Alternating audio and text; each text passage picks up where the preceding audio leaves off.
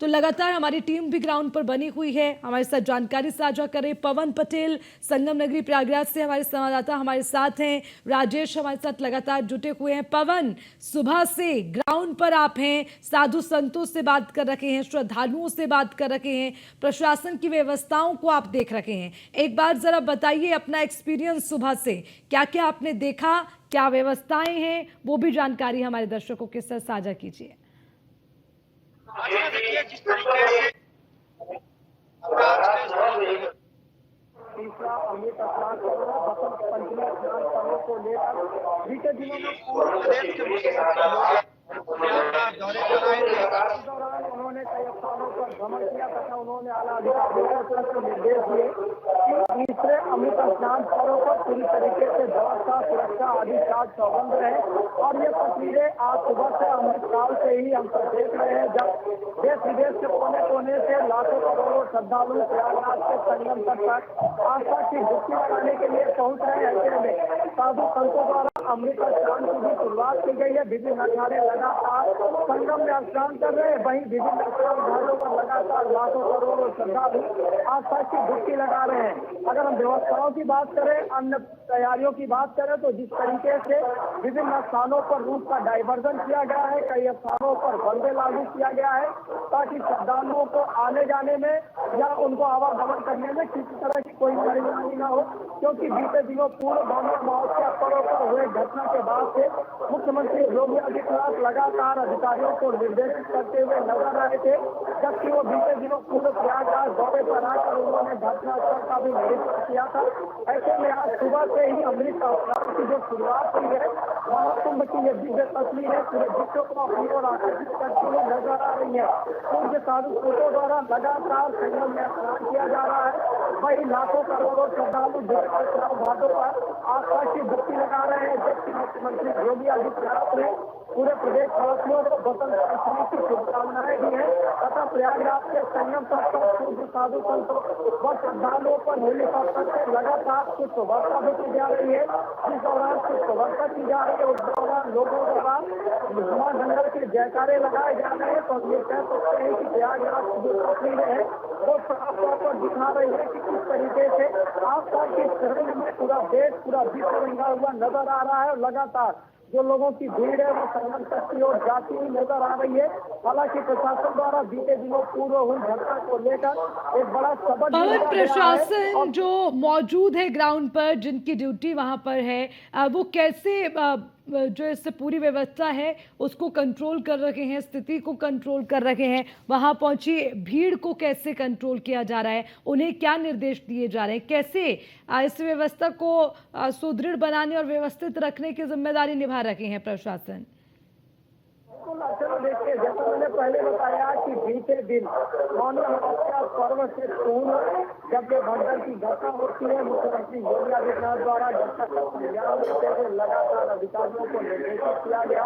हालांकि घटना के बाद से मुख्यमंत्री योगी आदित्यनाथ ने बीते 2019 वर्ष में प्रयागराज में कुंभ का सफल आयोजन कराने वाले उस दौरान के प्रयागराज के जिलाधिकारी भानुचंद्र गोस्वामी तथा मंडलायुक्त आशीष गोयल को एक बड़ी जिम्मेदारी दी गई। जबकि बीते कल देर रात से ही भानुचंद्र गोस्वामी लगातार संगम तट का, संगम स्नान घाटों का निरीक्षण करते हुए श्रद्धालुओं को जागरूक करते हुए नजर आए हैं कि लोग जहां पर हो वहां पर ही वो संगम में आस्था की डुबकी लगा सकते हैं, क्योंकि प्रयागराज का ये पूरा क्षेत्र संगम से जुड़ा हुआ है और हर जगह पवित्र गंगा की धारा बह रही है। ऐसे में लगातार श्रद्धालुओं को जागरूक किया जा रहा है कि लोग एक जगह एकत्रित न हो, जहां पर उन्हें नदी मिल रही है वहां पर वो स्नान करें और सुरक्षित अपने गंतव्य की ओर जाए।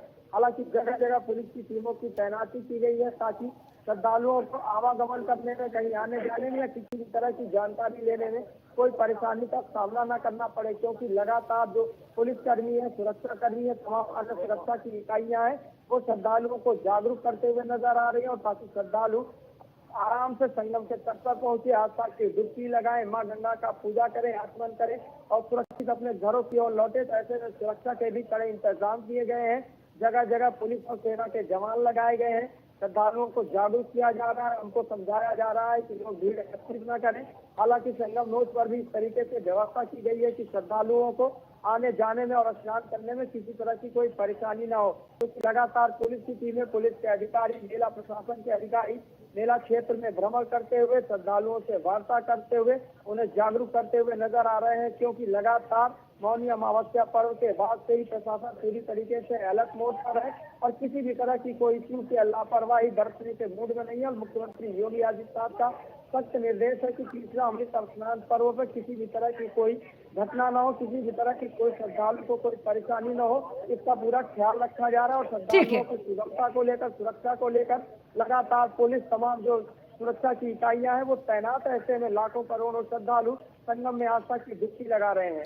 ठीक है पवन, बने रहिएगा। राजेश, ये क्या बात है महाकुंभ में कि हर कोई, यानी कि देखिए अब जितने भी श्रद्धालु वहां पर पहुंच रखे हैं, महाकुंभ की तरफ आकर्षित हो रखे हैं, ये जो आकर्षण है ये क्या आकर्षण है? खुद आप वहां पर हैं, समझिए, क्योंकि कहते हैं कि जो महाकुंभ में जाता है वो खाली हाथ वापस नहीं लौटता, या तो शांति, वो सुकून लेकर आता है। जब वहां पर भी जाते हैं, आस्था में लीन आते हैं लोग।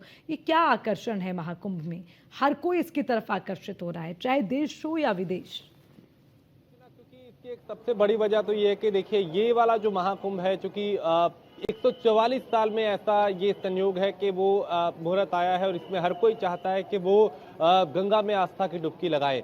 श्रद्धालु इतनी श्रद्धा के साथ यहाँ पे आ रहे हैं और वो गंगा माँ की गोद में जब अपने आप को यहाँ पे देख रहे हैं, वो डुबकी लगा रहे हैं, तो बिल्कुल वैसा उनको महसूस हो रहा है जैसे कोई छोटा बच्चा बिछड़ा होता है और कुछ सालों के बाद जब वो अपनी माँ से मिलता है, तो वैसी खुशी, वैसा उत्साह और वैसा जुनून उनमें दिखाई दे रहा है। बिल्कुल वैसी तस्वीरें यहाँ पे श्रद्धालुओं में भी दिखाई दे रही हैं। तो ये श्रद्धा का मामला है, ये आस्था की बात है, ये सनातन की बात है, धर्म का मामला है, जो किसी भी कोई भी जो अगर चीज हो तो उससे ऊपर खुद इंसान जो है उससे उठकर देखता है। तो यही वजह है कि लोग कई कई किलोमीटर पैदल चल के आ रहे हैं, कई कई 100 किलोमीटर की दूरी से आ रहे हैं। कोई देश के अलग अलग हिस्सों से आ रहा है, कोई विदेशों से आ रहा है, कोई प्रदेश के अलग हिस्से से आ रहा है। भले ही उनको 15 किलोमीटर चलना पड़े, 20 किलोमीटर चलना पड़े, 10 किलोमीटर पैदल चलना पड़े, लेकिन वो चल रहे हैं। चल इसलिए रहे हैं क्योंकि भक्ति है, और भक्ति में इतनी शक्ति होती है कि अगर वो यात्रा में भी मिल जाए तो यात्रा चाहे 50 किलोमीटर की हो, वो तीर्थ यात्रा बन जाती है। और इसी तीर्थ यात्रा को पूरा करते हुए वो संगम तक पहुंच रहे हैं, आस्था की डुबकी लगा रहे हैं। और यहाँ की व्यवस्थाओं को देख के वो और ज्यादा संतुष्ट नजर आ रहे हैं कि देखिए व्यवस्थाएं अच्छी हैं। सबसे बड़ी बात यह है कि अगर श्रद्धालु इतनी दूर से आ रहा है और उसके लिए व्यवस्था ठीक नहीं होगी तो वो सरकार को भी कोसेगा, वो सिस्टम को भी कोसेगा, वो प्रशासन को भी कोसेगा। लेकिन यहाँ पे हमने जितने लोगों से बात की, 100 में से 95 लोग ऐसे थे जो व्यवस्थाओं से संतुष्ट नजर आए। हम खुद जब लाइव अपना फ्रेम वहां से ऑन करते हैं, जब आपको लाइव टेलीकास्ट करते हैं, अपने दर्शकों तक जानकारी पहुंचाते हैं, तो बहुत सारे लोग आसपास इकट्ठा हो जाते हैं। हम उनसे सीधा बात करते हैं तो यही प्रतिक्रिया आती है। जबकि हम विपक्ष के चश्मे से देखें तो उनमें कई कमियां नजर आती हैं, उनको कई खामियां नजर आती हैं। वो एक राजनीतिक मामला है। लेकिन जब आम श्रद्धालुओं से बात होती है, जब जनता से बात होती है, जब जो सनातनी है उनसे बात होती है, जब अखाड़ों के जो लोग हैं, जब साधु संत है उनसे बात होती है, तो वो व्यवस्थाओं को लेके बेहद संतुष्ट नजर आए। और यही वजह है कि दूर दूर से लोग यहाँ खींचे चले आ रहे हैं, क्योंकि ये सनातन का महापर्व है, ये महाकुंभ है जो अपनी ओर आकर्षित कर रहा है। और हम बहुत खुशकिस्मत है कि चूंकि आप भी यहाँ पे आए थे, हम लोग बहुत खुशकिस्मत है जो इस यहाँ पे अपने यहाँ पे हम पहुंचे और यहाँ की तस्वीरों को, यहाँ की तमाम जानकारियों को अपने दर्शकों तक पहुंचा रहे हैं। वो लोग भी बहुत खुशकिस्मत है जो घर में बैठ के इन तस्वीरों को देख पा रहे हैं। और चूंकि ये ऐसा पल है, ये ऐसा वक्त है, ये ऐसा मुहूर्त है जो फिर कभी जब आएगा तो पता नहीं हम कहाँ होंगे, आप कहाँ होंगे। 144 साल बाद दुनिया बिल्कुल सही कह रखे हैं राज। अब 144 वर्ष के बाद ये महाकुंभ आया है और इसमें जो भी अपनी मौजूदगी दर्ज करवा रहा है वो भाग्यशाली है, सौभाग्यशाली है।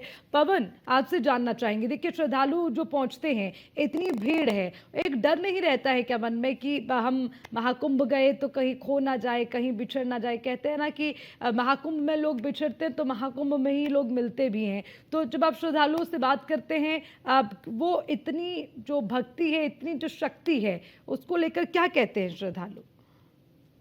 अच्छा ना, देखिए ये कहावत थी कि लोग कुंभ में बिखरेंगे और कुंभ में मिलेंगे, लेकिन इस बार का जो 2025 का महाकुंभ है, इसको दिव्य बनाया गया है, भव्य बनाया गया है, सुरक्षित बनाया गया है, डिजिटल बनाया गया है। डिजिटल शब्द इसलिए भी इस बार के इस महाकुंभ में इसकी तस्वीरें देखने को मिल रही है कि ये जो कहावत है कि कुंभ के बिछड़े लोग कुंभ में ही मिलते हैं, लेकिन इस बार जो डिजिटलीकरण किया गया है ऐसे में लोगों को जो बिछड़ने की संख्या है वो निश्चित रूप से कम है और लोग इसी कुंभ में बिछड़ के अपने परिवारजनों से इसी कुंभ में ही मिल रहे हैं। अब आपको कुछ हमारे साथ श्रद्धालु भी हैं, बातचीत भी करेंगे। मैम, कहाँ से आए आप? कैसा लग रहा है प्रयागराज? कैसी तैयारी लग रही है संगम में व्यवस्था को लेकर, क्या कहेंगे? आराम से हमारा स्नान हो गया और वो भी अमृत वेला में स्नान हुआ।